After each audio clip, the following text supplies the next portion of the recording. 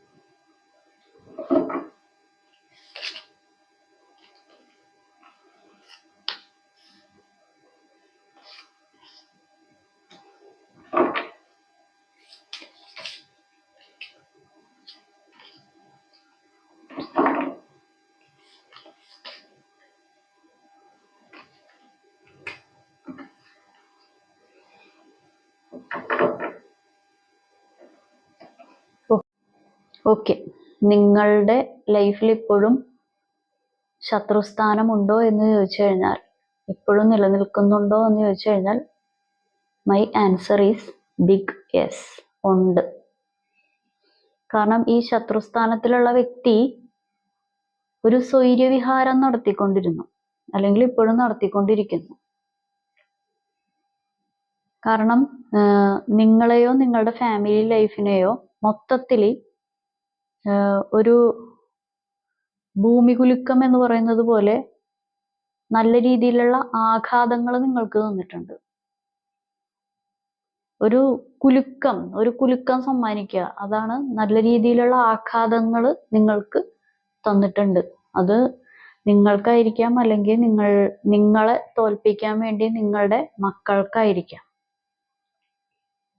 കാരണം നിങ്ങളുടെ week points എന്താണ് എന്ന് ശത്രുസ്ഥാനത്തിന് നന്നായിട്ട് അറിയാം. ഇവിടെ അങ്ങനെയുള്ള കാര്യങ്ങൾ കാണിക്കുന്നുണ്ട്.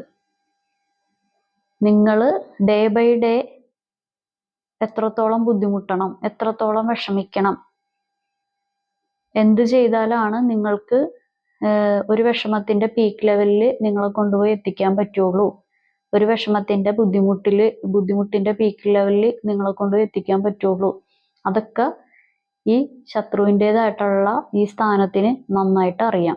അത് നല്ല രീതിയിൽ ചെയ്തിട്ടുമുണ്ട്. കാരണം എങ്ങനെയെങ്കിലും നിങ്ങളെ ഒന്ന് തറ പറ്റിക്കണം എന്നുള്ള രീതിയിൽ ഒരു എന്താ പറയാ, വളരെയധികം ഒരു ഞാൻ അങ്ങനെ ചെയ്ത് തീർക്കും എന്നുള്ള രീതിയിലൊക്കെ ഇരിക്കൂല. അത്രയും ഒരു ദേഷ്യത്തിലിരിക്കുന്ന, അത്രയും ഒരു അസൂയയുടെ ഒരു ലെവലിലിരിക്കുന്ന, അത്രയും എന്തൊക്കെയോ ഇങ്ങനെ വിചാരിച്ച് കണക്കുകൂട്ടലുകളായിട്ട് ഇരിക്കുന്ന ഒരു വ്യക്തിത്വത്തിനുടമയാണ് നിങ്ങളുടെ ശത്രുസ്ഥാനം. കാരണം ഇവിടെ ആ ഒരു ശത്രുസ്ഥാനത്തിൻ്റെതായിട്ടുള്ള പ്രവൃത്തികൾ കൊണ്ടിട്ട് ഇപ്പൊ എന്താ പറയാ, ഒരു വാമഭാഗം വരെ നഷ്ടപ്പെട്ട് ഇരിക്കുന്നു, അല്ലെങ്കിൽ ഒരു സ്വന്തം രാജ്ഞിയായി കണ്ട ആള്, അല്ലെങ്കിൽ രാജാവായി കണ്ട ആള്, അല്ലെങ്കിൽ അവിടെ ഒരു ശൂന്യത ചില സമയത്ത് നിങ്ങൾക്ക് വരുന്നു. ഒരു റിലേഷൻഷിപ്പിൽ പ്രശ്നങ്ങൾ, അല്ലെങ്കിൽ റിലേഷൻഷിപ്പ് വൈസായിട്ട് അവിടെ ബുദ്ധിമുട്ടൽ കാര്യങ്ങൾ ഒക്കെ ഉണ്ടാകുന്നു അങ്ങനെയുള്ള പരിപാടികൾ. കാരണം രാജാവിൻ്റെ ചെയറുണ്ട്, രാജാവില്ല. രാജ്ഞിയുടെ ചെയറുണ്ട്, രാജ്ഞി ഇല്ലാത്ത ഒരു അവസ്ഥ. ഉണ്ടെങ്കിലും മനസ്സിലാക്കാത്ത ഒരു അവസ്ഥ. കാരണം പലതും നഷ്ടപ്പെട്ടിരിക്കുന്ന അവസ്ഥ. ഇപ്പൊ എന്തെങ്കിലും ഉണ്ടോന്ന് ചോദിച്ചാൽ ഉണ്ട്, ഇല്ലെന്ന് ചോദിച്ചാൽ ഇല്ല എന്നുള്ള ഒരു അവസ്ഥയാണ് ഇവിടെ പല ആളുകൾക്കും കാണിക്കുന്നത്. നിങ്ങൾ വിചാരിക്കുന്നത് പോലെ നിങ്ങളുടെ റിലേഷൻഷിപ്പോ അല്ലാന്നുണ്ടെങ്കിൽ പല പരിപാടികളും നിങ്ങൾക്ക് കൊണ്ടുപോകാൻ പറ്റുന്നില്ല. എല്ലാം പൂട്ടിക്കെട്ടി വെച്ചിരിക്കുന്ന, മണിച്ചിത്രത്താഴിട്ട് പൂട്ടുക എന്നൊക്കെ പറയുന്നത് പോലെ, അതുപോലെ പൂട്ടിക്കെട്ടി വെച്ചിരിക്കുന്ന ഒരു, അതിന്റെ മേലിൽ പൂട്ടിക്കെട്ടി അതിന്റെ മേലിൽ കാവലിരിക്കുന്ന പോലെയുള്ള ഒരു അവസ്ഥ. വട്ടാണോന്നാവും. മറ്റുള്ളവരുടെ ലൈഫിൽ ഇത്രയും ബുദ്ധിമുട്ടുണ്ടാക്കി അതിന് കാവല് നിൽക്കുന്ന അവസ്ഥ എന്നൊക്കെ പറയുമ്പോൾ അങ്ങനെയുള്ളൊരു എനർജിയാണ് ഇവിടെ കാണിക്കുന്നത്. കാരണം നിങ്ങൾ പല കാര്യങ്ങളും അനുഭവിക്കരുത്, നിങ്ങൾ പല സുഖ സൗകര്യങ്ങളും അനുഭവിക്കരുത്, നിങ്ങൾ പല നല്ല കാര്യങ്ങളും അനുഭവിക്കാൻ ഇടവരരുത് എന്നുള്ള ഒരു അസൂയ, കുശുമ്പ്, കണ്ണുകടി അങ്ങനെയുള്ളൊരു ലെവല് അത് നല്ല രീതിക്ക് നിങ്ങൾക്ക് എഫക്റ്റ് ചെയ്തിട്ടുമുണ്ട്, ചെയ്യുന്നുമുണ്ട്. പക്ഷെ അത് നിങ്ങൾ പുറത്ത് കാണിക്കുന്നില്ല. നിങ്ങൾ ഏത് രീതിയിൽ എന്തൊക്കെ ചെയ്തിട്ടും നിങ്ങളത് പുറത്ത് കാണിക്കുന്നില്ല. അല്ലാന്നുണ്ടെങ്കിൽ അവരുടെ കൈയും കാലും പിടിക്കാൻ നിങ്ങൾ നിൽക്കുന്നില്ല. അതാണ് അവരുടെ ഏറ്റവും വലിയൊരു പ്രശ്നം. എങ്ങനെയെങ്കിലും ഈ പറയുന്ന ശത്രുസ്ഥാനത്തിന്റെ അടുത്ത് പോയി കൈ എന്താണ് യാചിക്കണം, അല്ലെങ്കിൽ ബെഗ് ചെയ്യണം, അതൊക്കെയാണ് നിങ്ങളുടെ ശത്രുസ്ഥാനത്തിന്റെ ആഗ്രഹങ്ങൾ. പക്ഷെ അതിന് നിങ്ങൾ മുതിരുന്നില്ല. നമ്മൾ സെൽഫ് റെസ്പെക്റ്റ് കളഞ്ഞിട്ടുള്ള ഒരു പരിപാടിക്കും നമ്മൾ നിൽക്കരുത്. അതിപ്പോ ആരാണെന്നുണ്ടെങ്കിലും, അതിപ്പോ ഏത് കൊല കൊമ്പനാണെങ്കിലും നമ്മൾ സെൽഫ് റെസ്പെക്റ്റ് കളഞ്ഞിട്ടുള്ള പരിപാടികൾക്ക് നിൽക്കരുത്. അത് ഞാൻ പറഞ്ഞത്. ഇനിയും അത് ഓരോരുത്തരുടെ ഇഷ്ടമാണ്. എന്താണെങ്കിലും അങ്ങനെ സെൽഫ് റെസ്പെക്റ്റ് കളഞ്ഞിട്ടുള്ള പരിപാടികൾക്ക് നിൽക്കാതിരിക്കുക. പക്ഷെ ഇവിടെ നിങ്ങളുടെ ശത്രുസ്ഥാനത്തിന്റെ ആഗ്രഹം എന്താന്ന് വെച്ച് കഴിഞ്ഞിട്ടുണ്ടെങ്കിൽ, അങ്ങനെ നിങ്ങൾ സെൽഫ് റെസ്പെക്റ്റ് കളഞ്ഞ് ഇവരുടെ അടുത്ത് ചെന്ന് ഇവരുടെ സഹായങ്ങൾ തേടണം. ഇവരുടെ മുമ്പിൽ ഇവരുടെ കാൽക്കൽ അടിയറവ് പറയണം. നിങ്ങളുടെ ലൈഫിൽ നിങ്ങൾ എന്താണ് ചെയ്യേണ്ടത്, നിങ്ങൾ എങ്ങനെ പോകണം, നിങ്ങളുടെ വഴി ഏതായിരിക്കണം, അതൊക്കെ സെലക്ട് ചെയ്യേണ്ടത് നിങ്ങളുടെ ശത്രുസ്ഥാനം ആണ് എന്നുള്ള ഒരു രീതിയാണ് ഇവിടെ ഉള്ളത്. നിങ്ങൾ എന്ത് സംസാരിക്കണം, നിങ്ങൾ ഏത് വഴി സെലക്ട് ചെയ്യണം, നിങ്ങൾക്ക് ആര് ഉണ്ടായിരിക്കണം, നിങ്ങളുടെ ഓണർഷിപ്പ് മൊത്തത്തിൽ ആരായിരിക്കണം, അതെല്ലാം ഇവരായിരിക്കണം എന്നുള്ള ഒരു സമീപനമാണ് ഈ ശത്രുസ്ഥാനം ഉണ്ടാക്കുന്നത്. ചിലപ്പോ നിങ്ങളായിരിക്കും ഇപ്പൊ ഒരു ഉദാഹരണം പറയുവാണെങ്കിൽ, ഇപ്പൊ ഈ വ്യക്തിയുടെ അവകാശി ചിലപ്പോൾ നിങ്ങളായിരിക്കും, അല്ലെങ്കിൽ ഈ ഒരു സ്ഥലത്തിന്റെ അവകാശി നിങ്ങളായിരിക്കും. പക്ഷെ അതിന്റെ ഉപയോഗങ്ങളും അതിന്റെ പരിപാടികളും കാര്യങ്ങളെല്ലാം ശത്രുസ്ഥാനത്തിനായിരിക്കണം. മനസ്സിലായോ? അതെങ്ങനെ മെയിൻറ്റെയിൻ ചെയ്യണം കാര്യങ്ങളെല്ലാം ഇവര് തീരുമാനിക്കും. അങ്ങനെയുള്ളൊരിതാണ്. അതിൻ്റെതായിട്ടുള്ള പോസിറ്റീവ്, അതിൻ്റെതായിട്ടുള്ള A to Z പോസിറ്റീവ് ആയിട്ടുള്ള കാര്യങ്ങളെല്ലാം ഈ ശത്രുസ്ഥാനം എടുക്കണം. നെഗറ്റീവ് എല്ലാം നിങ്ങളെടുത്തോ, കുഴപ്പമൊന്നുമില്ല. നെഗറ്റീവ് എല്ലാം നിങ്ങളെടുത്തോ, അതിനൊന്നും ഒരു വിഷയമില്ല എന്നുള്ള രീതിയിലാണ് ഈ ആള് ഇരിക്കുന്നത്. കാരണം നോട്ടം മുഴുവനും മൊത്തത്തിലുള്ള ഒരു കുടുംബത്തിലോട്ടാണ്. നിങ്ങളെ പല രീതിയിലും തകർത്തു, പല പരിപാടികളും ചെയ്തു. അതൊക്കെ ഓക്കെ. ഇനി നിങ്ങളുടെ വീക്ക് പോയിന്റ്സിൽ കയറി പിടിക്കുക എന്നുള്ളതാണ് അടുത്ത ലക്ഷ്യവുമായിട്ട് നിങ്ങളുടെ ഈ ശത്രുസ്ഥാനം ഇങ്ങനെ ചിന്തിക്കുന്നതും അതിനുള്ള പരിപാടികളൊക്കെ ഇവിടെ കാണിച്ചു കൂട്ടുന്നത്. ഇത് എനിക്ക് തോന്നുന്നു നിങ്ങളോട് നല്ല രീതിയിലുള്ള ഒരു, നിങ്ങൾക്ക് ഈ പറയുന്ന ശത്രുസ്ഥാനത്തിനേക്കാളും എന്തെങ്കിലും കൂടുതൽ കഴിവുകൾ ഉണ്ടാകാം, സംസാരിക്കാനുള്ള കഴിവുണ്ടാകാം, അല്ലെങ്കിൽ ഏതെങ്കിലും രീതിയിൽ ഫിസിക്കൽ അപ്പിയറൻസ് കൂടുതലുണ്ടാകാം. അതല്ലാന്നുണ്ടെങ്കിൽ കരിയർ വൈസ്, എഡ്യൂക്കേഷൻ വൈസ് എന്തെങ്കിലുമൊക്കെ പരിപാടികളിലൊക്കെ നിങ്ങൾ എന്തൊക്കെയോ ഇവരെക്കാളും എന്തൊക്കെയോ നിങ്ങൾക്ക് ഉണ്ട്. എന്തൊക്കെയോ പരിപാടികളുണ്ട്, അത് സഹിക്കാൻ പറ്റുന്നില്ല. മൊത്തത്തിൽ നിങ്ങളൊരു എല്ലാം നിങ്ങൾക്ക് കിട്ടിക്കഴിഞ്ഞിട്ടുണ്ടെങ്കിൽ നിങ്ങളൊരു രാജ്ഞി പദവിയിൽ കയറിയിരിക്കും, ഒരു രാജാവിന്റെ പദവിയിൽ കയറിയിരിക്കും. അത് ഓർത്തിട്ട് ഊണും ഉറക്കവും ഇല്ലാതെ ഓരോ പരിപാടികൾ ചെയ്തു കൂട്ടുന്നു. ഇപ്പൊ നിങ്ങളെക്കാളും കൂടുതൽ നിങ്ങളെയും നിങ്ങളുടെ കുടുംബത്തിനെയും ആലോചിച്ച് വട്ടായിട്ട് നടക്കുന്ന ഒരാളാണ് നിങ്ങളുടെ ശത്രുസ്ഥാനത്തിലുള്ള വ്യക്തി. വട്ടായിട്ട് ഊരു ചുറ്റി നടക്കുന്ന ആള്. അതുകൊണ്ട് എന്തൊക്കെയോ കാണിച്ചു കൂട്ടുന്നു, എന്തൊക്കെയോ പരിപാടികൾ എവിടെയൊക്കെയോ കാണിച്ചു കൂട്ടുന്നു. നന്നായിട്ട് തല്ലു പിടിപ്പിക്കുക, വഴക്കുണ്ടാക്കിക്കുക, പ്രശ്നങ്ങൾ ഉണ്ടാക്കിക്കുക.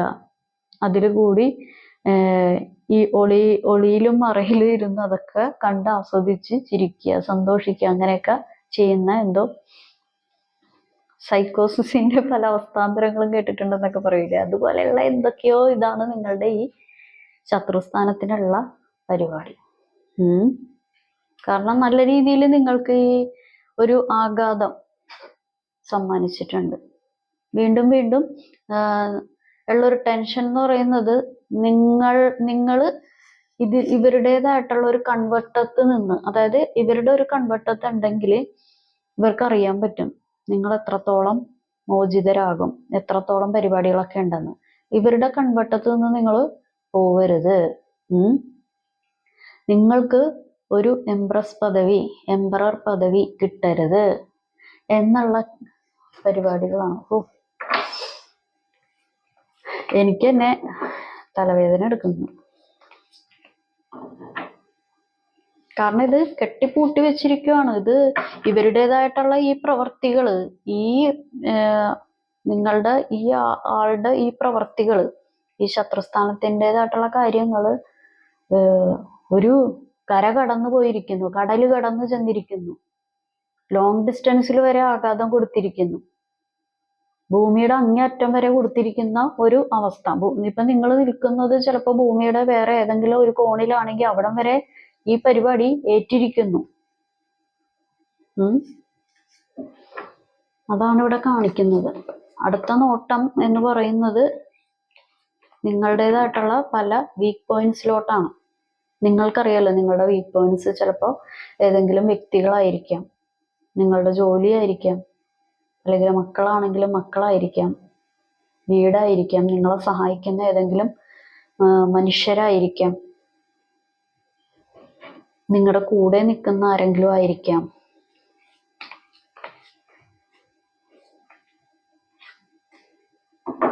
അതാണ് ഇവിടെ കാണിക്കുന്ന എനർജി.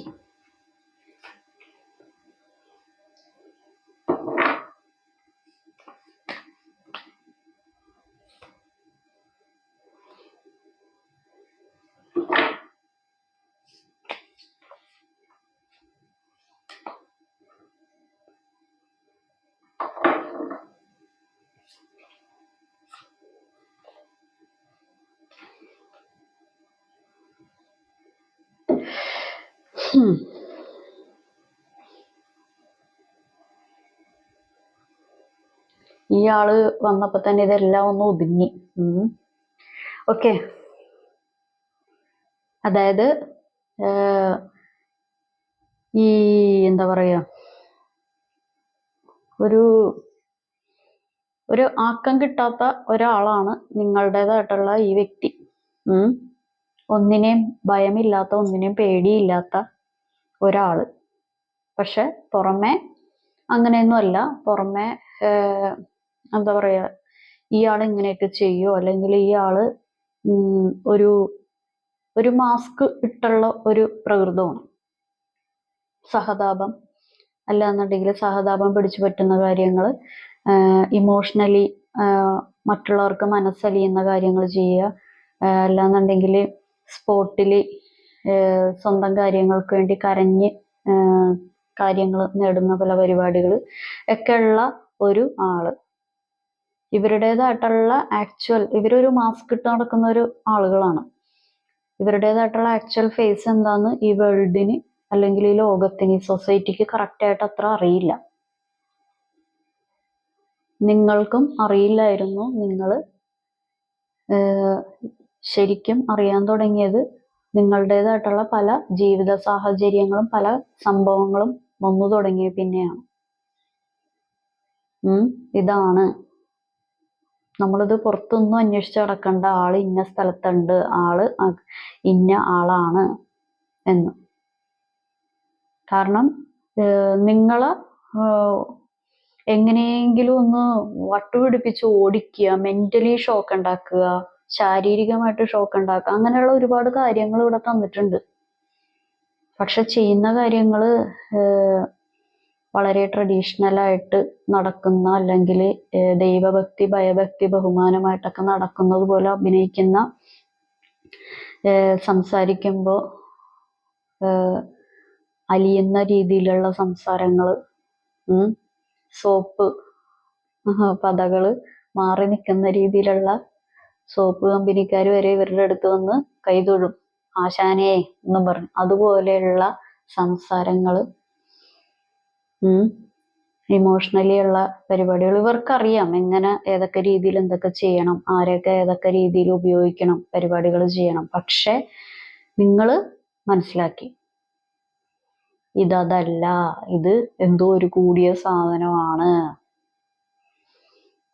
നാഗവല്ലീനെ മാത്രോ തളച്ചിട്ടുള്ളൂ, കാരണം അവരിപ്പോഴും സ്വൈര്യവിഹാരം നടത്തിക്കൊണ്ടിരിക്കുകയാണെന്ന് നിങ്ങൾ മനസ്സിലാക്കി. പക്ഷെ നിങ്ങളിത് മറ്റുള്ളവരെ മനസ്സിലാക്കുന്ന കാര്യത്തിൽ നിങ്ങൾ നിരുപാധികം പരാജയപ്പെട്ടു. അല്ലെങ്കിൽ നിങ്ങൾക്ക് ഉള്ളിൻ്റെ ഉള്ളിൽ അറിയാം, നിങ്ങളത് മനസ്സിലാക്കി വെച്ചു. പക്ഷെ മറ്റുള്ളവരെ നിങ്ങൾക്ക് ഈ ആള് ഇന്നതാണ് അല്ലെങ്കിൽ ഇന്ന പരിപാടികളാണെന്ന് നിങ്ങൾക്ക് പറയാൻ പറ്റുന്നില്ല, പ്രവർത്തിക്കാൻ പറ്റുന്നില്ല. ആകെ കൂടി നിങ്ങൾക്ക് ഒരു വിമ്മിഷ്ടം, ഒരു ഹൈഡ്രജൻ ബലൂൺ പോലെയുള്ള ഒരു പരിപാടി. അതൊന്നും ഒരു സൂചി വെച്ചൊന്ന് കുത്തിക്കഴിഞ്ഞിട്ട് പടോ എന്ന് പറഞ്ഞ് പൊട്ടൂലേ, അതുപോലെയുള്ള ഒരു വിമ്മിഷ്ടം നിങ്ങൾക്ക്. കാരണം നിങ്ങൾക്ക് ഇത് എങ്ങനെയെങ്കിലും ഇവരുടെ യഥാർത്ഥ മുഖം, യഥാർത്ഥ ഫേസ്, കാര്യങ്ങളെല്ലാം അതൊന്ന് അറിയേണ്ടവരറിയണ്ടേ. അത് നിങ്ങൾക്ക് നിങ്ങൾ പല രീതിയിലും പല വിധത്തില് 18 അടവല്ല, നിങ്ങൾ 50 അടവും എടുത്തിട്ടും മനസ്സിലാക്കേണ്ടവർ മനസ്സിലാക്കുന്നില്ല, കേൾക്കേണ്ടവർ കേൾക്കുന്നില്ല. അതാണ് നിങ്ങളെ സംബന്ധിച്ച് നിങ്ങളുടെ ഏറ്റവും വലിയ വിമ്മിഷ്ടം. ഇത് രഹസ്യമായിട്ടും പരസ്യമായിട്ടും നിങ്ങളുടെ ലൈഫിൽ ഒരുപാട് ബുദ്ധിമുട്ടലുകൾ നിങ്ങൾക്ക് സമ്മാനിച്ചിട്ടുണ്ട്, ഇപ്പോഴും സമ്മാനിച്ചുകൊണ്ടിരിക്കുകയാണ്. ഇപ്പോഴും നിങ്ങളുടെ ജീവിതത്തിലോട്ട് ഇങ്ങനെ എത്തി നോക്കിക്കൊണ്ടിരിക്കുകയാണ്. ചില ആളുകൾ കണ്ടിട്ടില്ലേ, ഇങ്ങനെ കർട്ടൻ പൊക്കിയൊക്കെ നോക്കൂലേ, എന്ത് കാര്യത്തിന് അങ്ങനെയൊക്കെ ചെയ്യണേന്നാവും. ഞാൻ കണ്ടിട്ടുണ്ട് അങ്ങനെ, ഇങ്ങനെ കർട്ടനൊക്കെ ഇങ്ങനെ പൊക്കി ഇങ്ങനെ ഒളിഞ്ഞിട്ടൊക്കെ നോക്കൂലേ.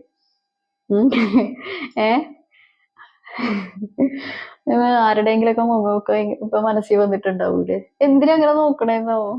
അതുപോലെയുള്ള കുറച്ച് ആളുകളും ഈ മറ്റുള്ളവരുടെ ലൈഫിലോട്ടൊക്കെ ഇങ്ങനെ എത്തി നോക്കുന്ന കുറച്ച് ആളുകൾ, അങ്ങനെയുള്ള കാര്യങ്ങളാണ് ഇവർക്ക് താല്പര്യം. നിങ്ങൾക്ക് താല്പര്യമില്ല, ഇവർക്ക് താല്പര്യമുണ്ട്. അതുകൊണ്ടിട്ട് എന്താണ്, പല നല്ല കാര്യങ്ങളും, വീട്ടിൽ നടക്കേണ്ട പല മംഗളകാര്യങ്ങളും, പല പ്രണയ നിമിഷങ്ങളും, പല ചേരലുകളും അതെല്ലാം മുടക്കം സംഭവിച്ചിരിക്കുന്നു.